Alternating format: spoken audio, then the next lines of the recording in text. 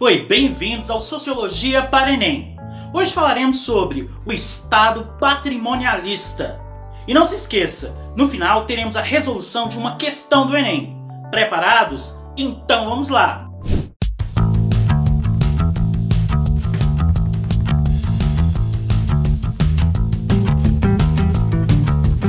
Estado e cidadania no Brasil. Durante o período colonial, a organização política instituída no Brasil fazia parte do Império Português. Prevalecia uma fragmentação do poder político. Os grandes proprietários rurais aplicavam as leis em suas regiões conforme seus interesses. Em certas regiões, como Minas Gerais na época do auge da mineração de ouro e diamantes, nos séculos 17 e 18, o controle da coroa portuguesa foi mais direto. Mas como notou o historiador e cientista político José Murilo de Carvalho, não havia um poder político no Brasil, isto é, um Estado que garantisse a mesma lei para todos. Alguns indivíduos estavam abaixo da lei, como os escravizados, outros acima dela, como os grandes proprietários. O período colonial deixou diversas heranças que prejudicaram a construção da cidadania após a independência, entre os quais se destacam a escravidão, em razão da qual grande parte da população brasileira não dispunha nem mesmo dos mais elementares direitos civis, e isso sem falar nos direitos políticos e sociais.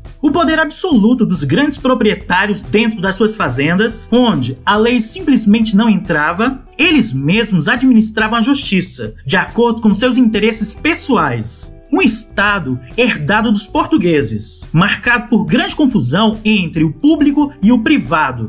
Em estados desse tipo, que Max Weber chamou de patrimonialistas, a atividade política é marcada pela associação de interesses privados com o governo, como notou o sociólogo Simon Schwarzman. Em vez de exigir direitos para todos, os grupos, classes ou indivíduos apoiam o governo em troca de favores pessoais. Por exemplo, em lugar de se organizarem para exigir maior liberdade econômica para todos, os comerciantes tentam receber ajuda do governo para si, como empréstimos e perdão de dívidas, além de contratos lucrativos com o setor estatal, etc. Tudo isso em troca de apoio ao governo.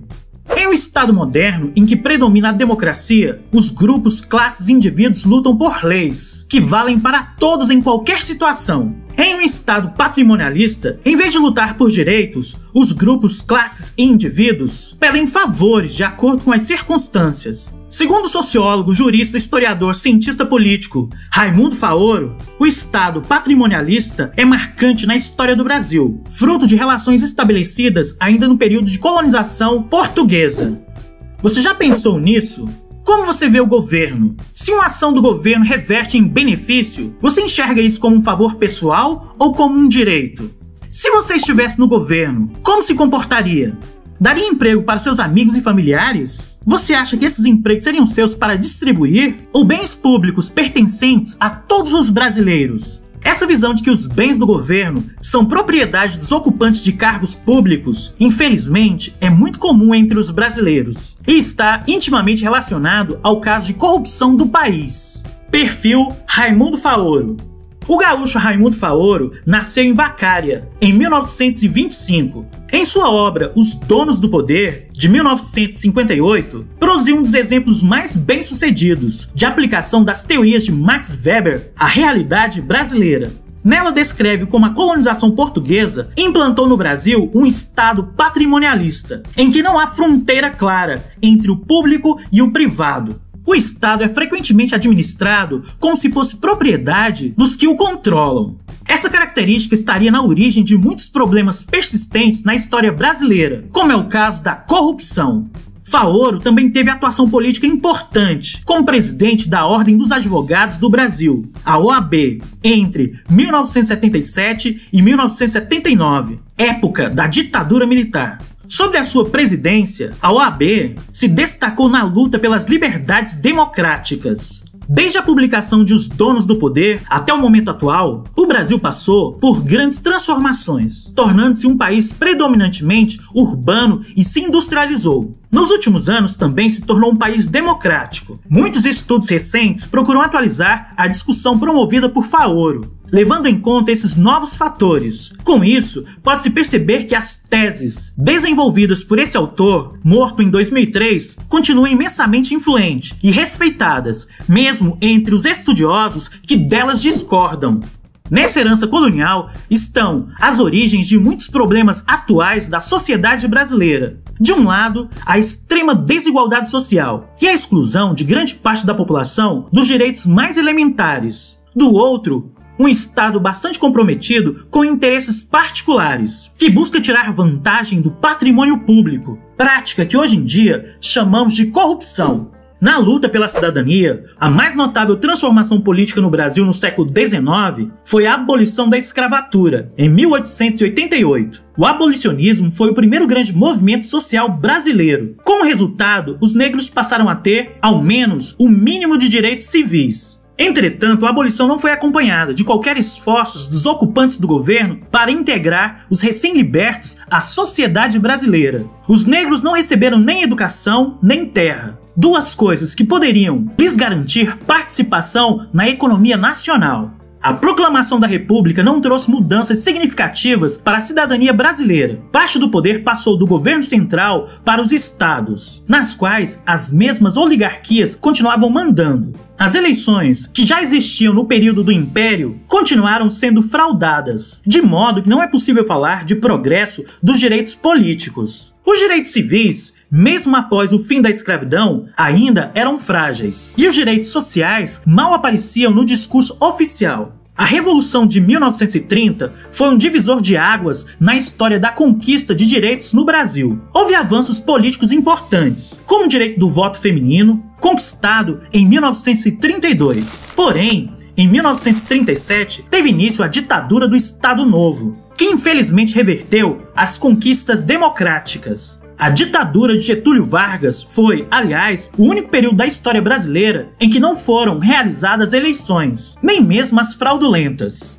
O grande processo de cidadania entre 1930 a 1945 aconteceu no âmbito dos direitos sociais. O Brasil passou a ter uma legislação trabalhista, salário mínimo, regulamentação das horas de trabalho, do trabalho feminino, do trabalho infantil e da previdência social. Vale notar, entretanto, que esses direitos não se estenderam aos trabalhadores rurais, uma amostra do poder que os grandes fazendeiros ainda tinham.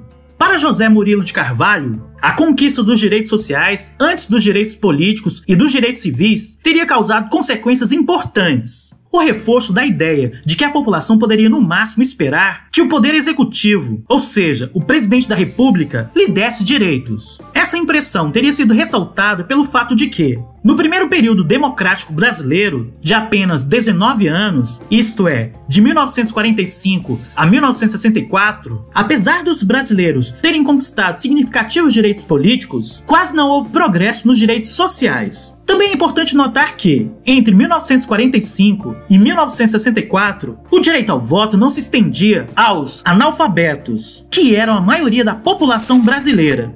Assim falou José Murilo de Carvalho. A frágil democracia brasileira precisa de tempo. Quanto mais tempo ela sobreviver, maior será a possibilidade de fazer as correções necessárias nos mecanismos políticos de se consolidar. Sua consolidação nos países que são hoje considerados democráticos, incluindo a Inglaterra, exigiu um aprendizado de séculos. É possível, apesar da desvantagem da inversão da ordem dos direitos, o exercício continuado da democracia política, embora imperfeita, que pode permitir aos poucos ampliar o gozo dos direitos civis, o que por sua vez reforça os direitos políticos, criando um círculo virtuoso no qual a cultura política também se modificaria.